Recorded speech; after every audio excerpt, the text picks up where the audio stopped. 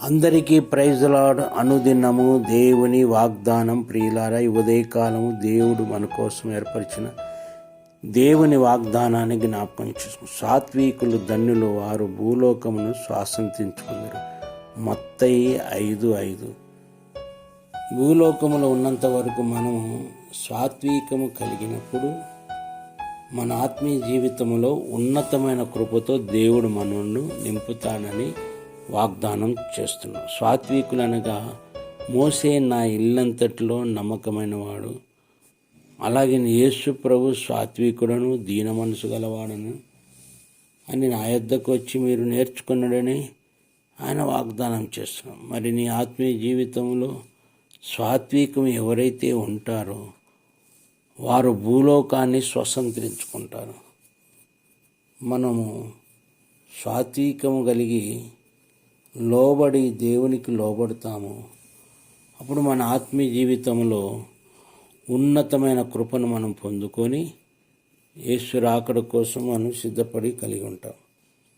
మరి ఈ రాత్రి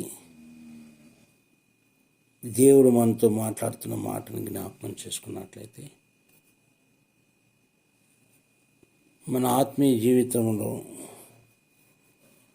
కనికరాన్ని కలిగి ఉందాం. అప్పుడే మనం దేవుని యొక్క రాజ్యాన్ని మనం చూడదాం. సాత్వికం కలిగి ఉందాం, దేవుని రాజ్యం. దీర్ఘశాంతం కలిగి ఉందాం, దేవుని రాజ్యాన్ని మనం చూడతాం.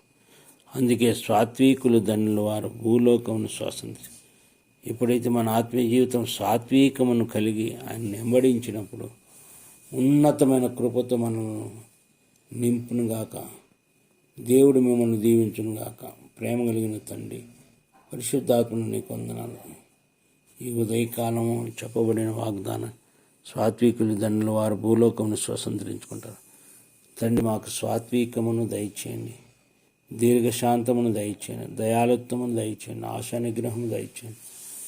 ఇవన్నీ కూడా నేను ఆత్మఫలాలు, ఆత్మవరాలు కలిగి నీ రాకడ కోసం సాత్వికంగా దీర్ఘశాంతము కలిగి నీ అడుగుజాడలో మేము నడుచుకుంటకు కృప కలుగుటకు సహాయం చేయమని మా ప్రభును రక్షకుడైన యేసుక్రీస్తు నామమున అతి వినయంతో వేడుకుంటున్నాం తండ్రి.